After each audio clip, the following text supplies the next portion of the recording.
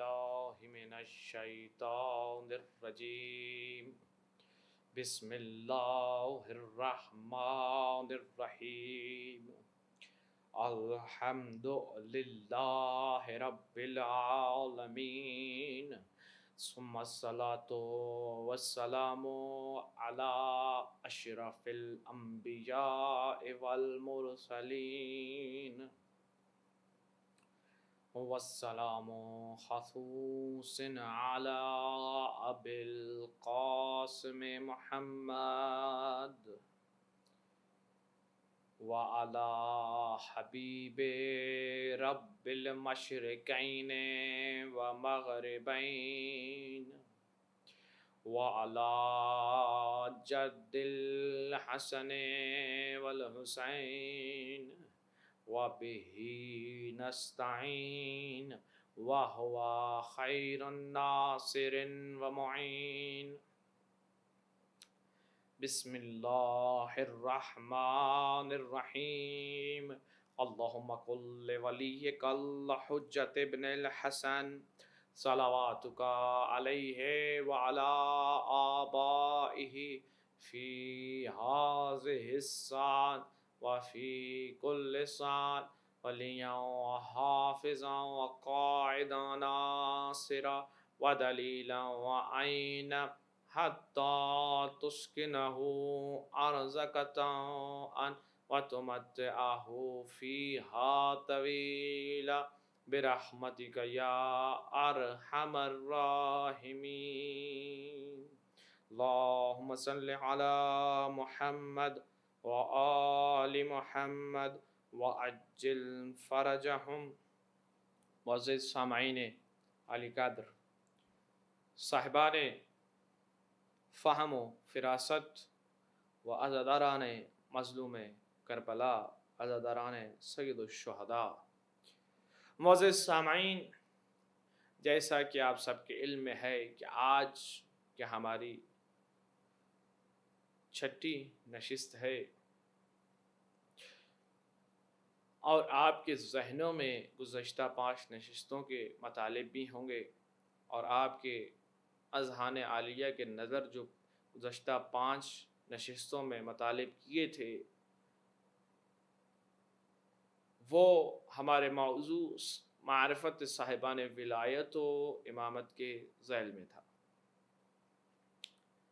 جیسا کہ آپ سب جانتے ہیں کہ گزشتہ نشستوں میں ہماری اس چیز کے اوپر گفتگو ہو چکی، بحث ہو چکی۔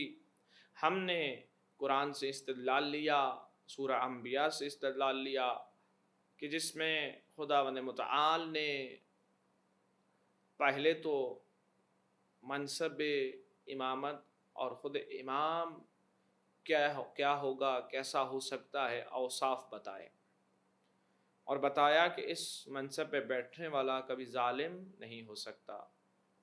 ثانیاً دوماً یہ عہدہ کسی ظالم کو نہیں مل سکتا۔ گویا یہ معلوم ہو چکا کہ یہ منصب الہی ہے، یہ مقام الہی ہے۔ اس کے بعد ہم نے اوصاف امام کے اوپر گفتگو کرنا شروع کی۔ ہماری گفتگو جو چلی تھی وہ یہاں سے کہ امام کا کام ہدایت کرنا ہے، چاہے وہ خواہ گھر میں ہو یا میدان جنگ میں ہو، وہ ہدایت کرتا رہے گا امت و رعیت کی، اس کا کام ہدایت کرنا ہے۔ کل جو ہماری گفتگو ہوئی تھی کہ پیغمبر گرامی علی قدر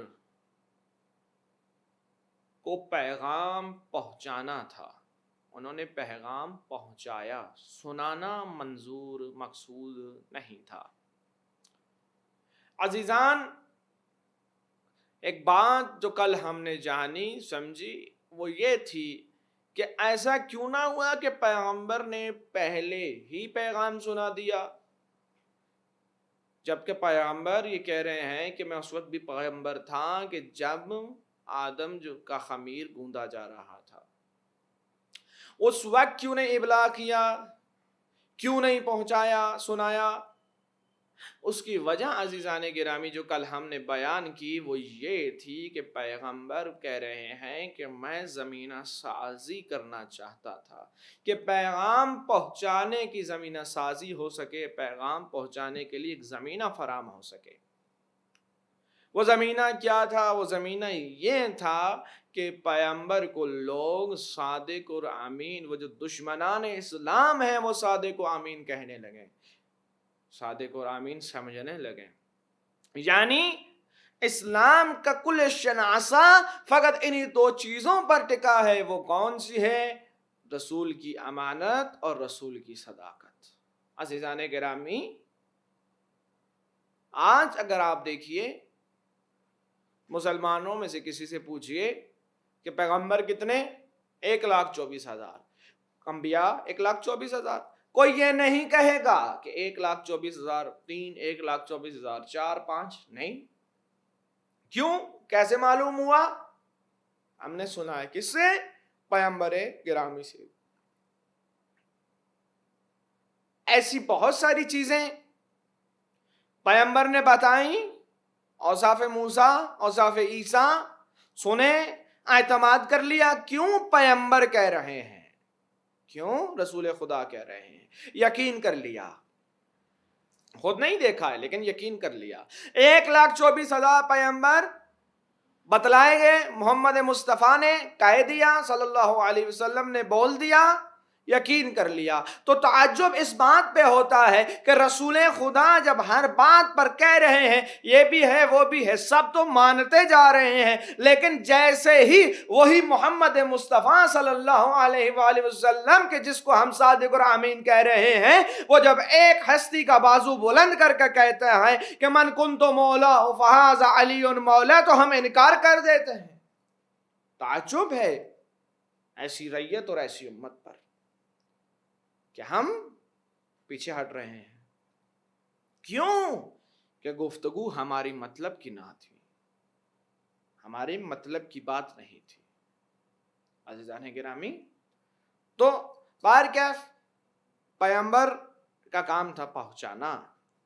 اب جیسے کہ کل گفتگو ہوئی کہ امام ایک ہستی تینوں عہدے بھی رکھ سکتی ہے، نبی بھی ہو سکتے ہیں، رسول بھی ہو سکتا ہے، امام بھی ہو سکتے ہیں۔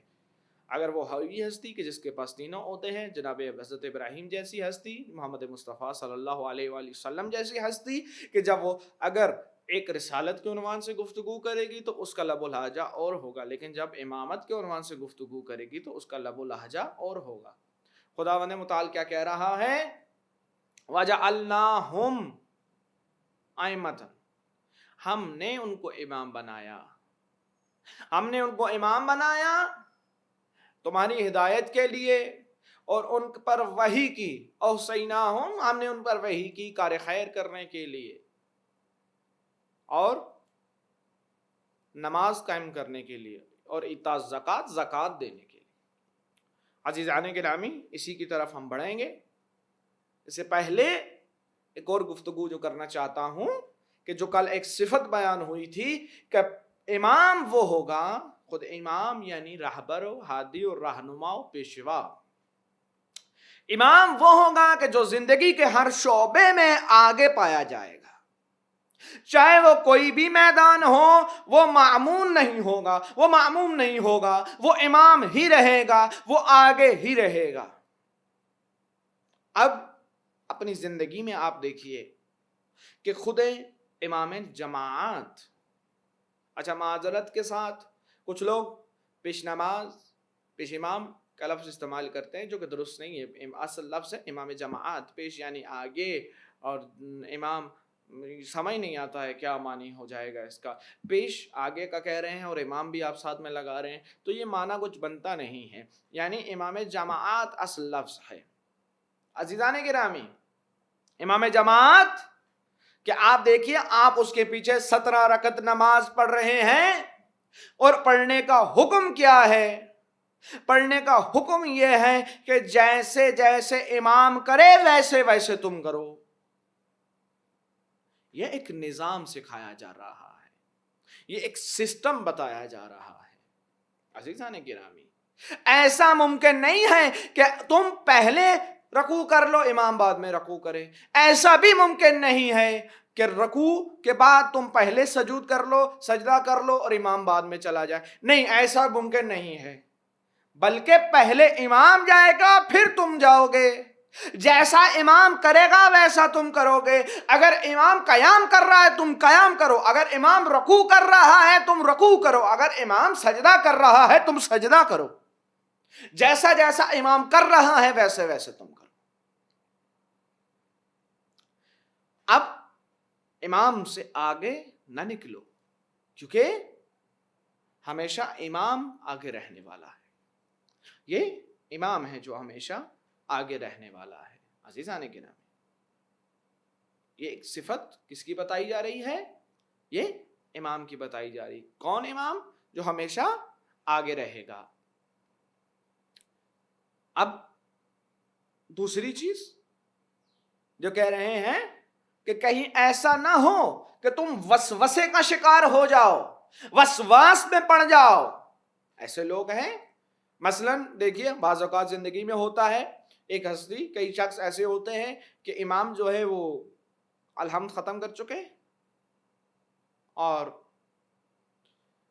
ابھی ایک شخص نیت کر رہا ہے تکبیرۃ الاحرام پہ، بار بار اسی پر ہے، اور امام جو ہے وہ الحمد کے بعد دوبارہ جو ہے رکوع میں چلا گیا، وہ پیچھے رہ گئے۔ تو یعنی ایسا بھی ممکن نہیں ہے کہ تم امام سے آگے نہ جاؤ، وسوسے کا شکار ہو جاؤ اور بہت پیچھے رہ جاؤ، نہیں، ایسا بھی نہیں ہے، صرف یہ ہے کہ تم امام سے منسلک ہو کر رہو، یعنی جیسے ہی امام رکوع کرے تم رکوع کرو، دیر نہیں کرنی ہے کہ ایسا نہ ہو کہ امام کسی اور رکن میں داخل ہو جائے، تم کسی اور رکن میں ہو۔ آپ دیکھیے یہ ماہ مبارک رمضان میں جو آپ نماز ظہرین کے بعد صلوات پڑھتے ہیں، اور صلوات میں کیا کہا جا رہا ہے کہ امام سے آگے نکل جانے والا بھی گمراہ ہے، امام سے پیچھے رہ جانے والا بھی گمراہ ہے، فلاح اس کی ہے کہ جو امام سے منسلک ہو کے چل رہا ہے۔ تو عزیزان گرامی، یہ جو امام ہے جس کے پیچھے ہم 17 رکعت نماز ادا کر رہے ہیں، نماز یومیہ ادا کر رہے ہیں، اس کی اتنی اہمیت ہے، اس کی اطاعت کی اتنی اہمیت ہے، اس سے نہ آگے نکلنے کا حکم ہے نہ پیچھے رہ جانے کا حکم ہے۔ تو اب اس امام کا کہ جب ہم پیدا ہوئے تو وہ ہمارا امام تھا، مر جائیں گے تو ہمارا امام ہے، قبر میں ہوں گے تو ہمارا امام ہے، پل صراط پر ہوں گے تو ہمارا امام ہے، اس سے آگے کیسے رہ سکتے ہیں یا اس سے پیچھے کیسے رہا جا سکتا ہے؟ نہیں عزیزان گرامی، اطاعت ہے، جیسے وہ کرے گا فوری ہمیں وہ کرنا ہوگا۔ یہ امام ہے کہ جو ہمیشہ آگے رہیں گے۔ اب لفظ کیا تھا؟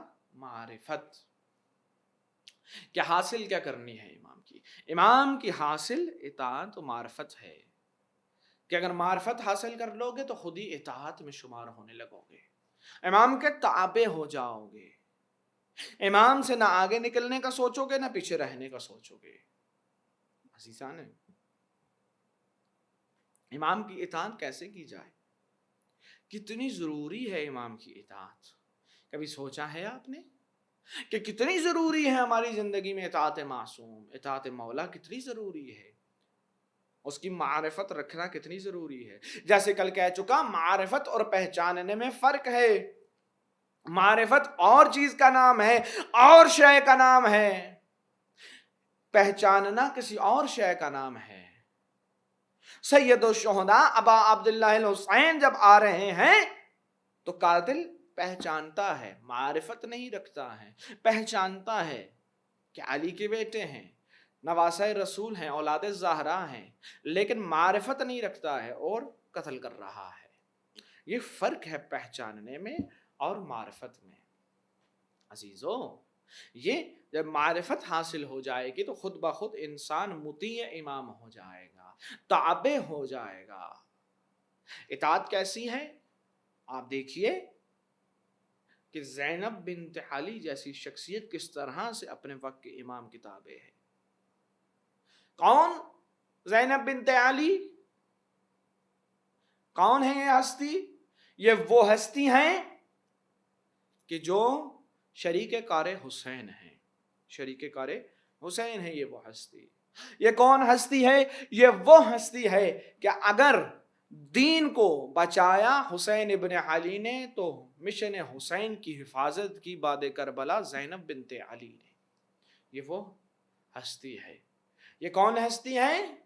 یہ وہ ہستی ہیں کہ جن کو کہا عالمہ غیر معلمہ، کہ جو عالمہ ہیں، کسی سے سیکھی نہیں ہیں، کسی سے تعلیم حاصل نہیں کی ہے، فقط اولاد زہرا ہے. یہ مقام ہے بی بی کا، کوئی عام ہستی نہیں ہے. زینب بنت علی کہ معصوم کر رہے ہوں، کیا عالمہ غیر معلمہ ہیں، عالمہ ہیں. عزیزان گرامی، ثانی زہرا ہے. یہ ایسی ہستی کہ اتنا اعتماد اپنے زمانے کے امام کو ان پر کہ جب روز عاشور ودا ہونے لگے تو کیا کہتے ہوئے نظر آتے ہیں حسین ابن علی؟ یہ کہتے ہوئے نظر آتے ہیں کہ بہن زینب، اپنی نماز شب میں مجھے فرموش مت کرنا، مجھے بھول نہ جانا، نماز شب میں مجھے یاد رکھنا. یہ اعتماد امامت ہے. مولا بتا رہے ہیں کہ زینب پہ مجھے اعتماد کتنا ہے. مولا بتا رہے ہیں کہ یہ ہستی کس درجے پر فائز ہے، یہ ہستی کس درجے پر فائز ہے. اور یہ ہستی کی اطاعت دیکھیے عزیزان گرامی. تاریخ نے لکھا، عجیب جملہ لکھ رہی ہے تاریخ، کہ یہ وہ ہستی جو بچپن سے امامت کے ساتھ پلی بڑی ہو، جانتی ہے، مزاج امامت سے واقف ہے. یہ ہستی مزاج سمجھتی ہے یہ امامت کا عزیزاں. لیکن میں نے بہت پڑھا، لیکن مجھے کہیں اس کے اختلاف میں روایت نظر نہیں آئی. حتیٰ اس کے حق میں روایات بہت ساری نقل ہوئیں کہ بی بی کئی مرتبہ اپنے خیمے سے نکلی، واپس آئی، نکلی واپس آئی. جنگ ہو رہی، بی بی جا رہی آ رہی ہیں، لیکن بی بی نے کہیں یہ نہیں ملا کہ بی بی نے رجوع کیا ہو امام کی طرف کہ حسین مجھے اجازت ہے میں باہر چلی جاؤں. نہیں، بی بی واشنا ہے مزاج امامت سے، جانتی ہے کہ مرضی امام کیا ہے. لیکن تاریخ نے ایک عجیب جملہ لکھا. تاریخ کہتی ہے یہی بی بی جب شب عاشور شام غریبہ آگ لگی خیموں میں تو یہ بی بی امام زین العابدین کے پاس جاتی ہیں اور کہا سجاد آپ بتائیں ہم کیا کریں، جل کے مر جائیں یا باہر چلے جائیں. عزیزو، یہ ہستی کوئی عام ہستی نہیں ہے، مطیع امام ہے. بی بی بتا رہی ہیں وقت کوئی بھی ہو، کیسا بھی ہو، اطاعت امام کتنی ضروری ہے. اطاعت امام کتنی ضروری ہے. بی بی تعارف کرا رہی ہیں کہ وقت کا امام اب سجاد ہے، امام زین العابدین ہیں. بی بی پوچھ رہی ہیں کہ سجاد جل کے مر جائیں یا باہر چلے جائیں. عجیب تجزیہ کیا خطبہ نے. کہتے ہیں کہ جب بی بی پہلے نکلی تھی تو ان کو یہ یقین تھا کہ میرا پردہ سلامت رہے گا. اللہ اللہ. کہہ رہے ہیں جب بی بی پہلے نکل رہی تھی تو مطمئن تھی کہ پتا تھا کہ پردہ سلامت رہے گا. جب اب جانا لگی ہیں تو جانتی ہیں اگر میں باہر جاؤں گی تو میری رضا سالم نہیں دے گی. زینب بنت علی کے لیے جل کے مر جانا آسان ہے، بے رضا ہونا بہت مشکل ہے. آج میری مائیں بہنیں بیٹیاں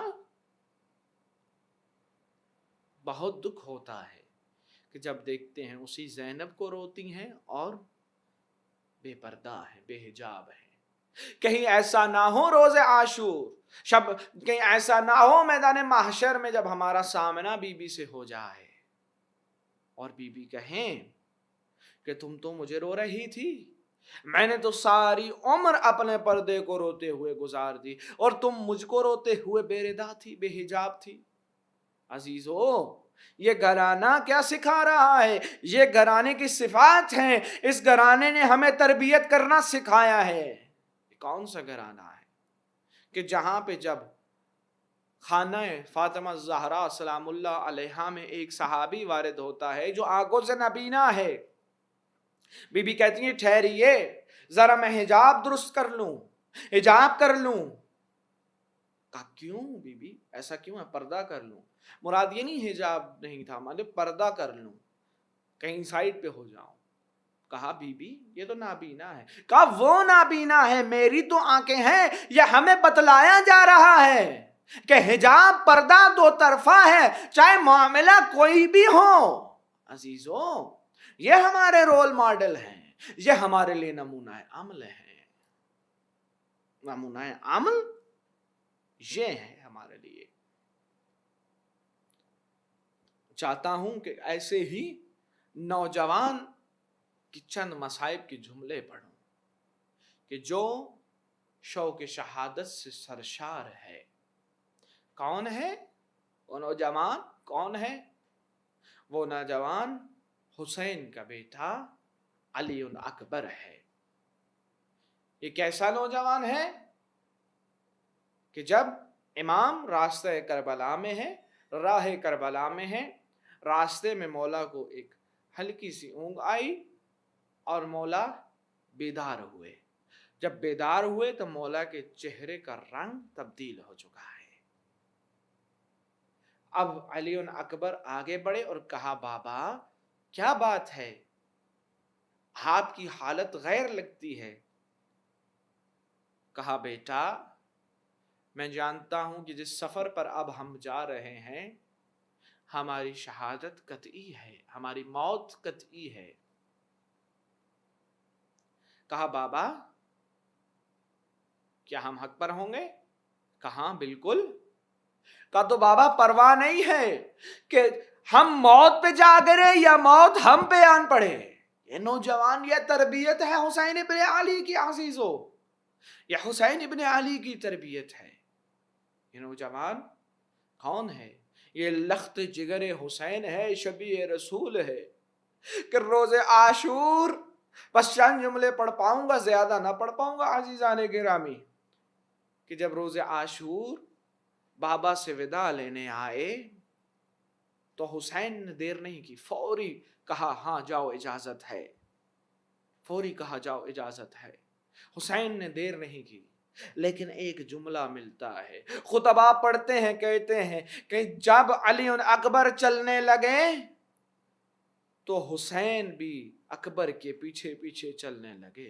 जानते हो अजीजों, जैसे ही जब अकबर घोड़े पे सवार हुए, अकबर ने सवार होते ही घोड़े को एड़ लगाई, घोड़ा दौड़ा। ऐसा महसूस हुआ कि पीछे कोई भाग रहा है। जैसे ही मुड़कर देखा, बूढ़ा बाप घोड़े के पीछे।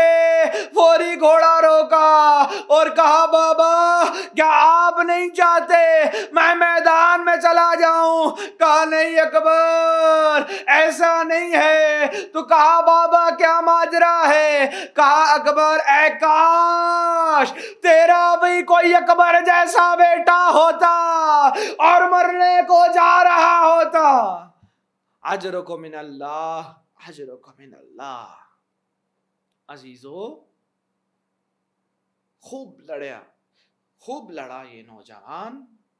और एक वक्त ऐसा आया कि जामे शहादत नोश किया।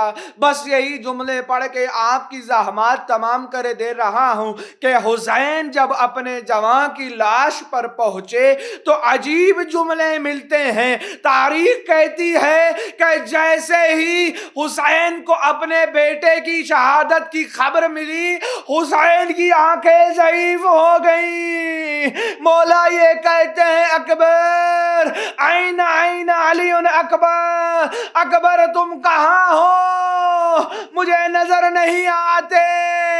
तारीख ने लिखा हुसैन जानू बजानू बरलाश पिसर रसीद अला लानतुल्लाहि कौम ज़ालिमीन या मुनक़लिबून।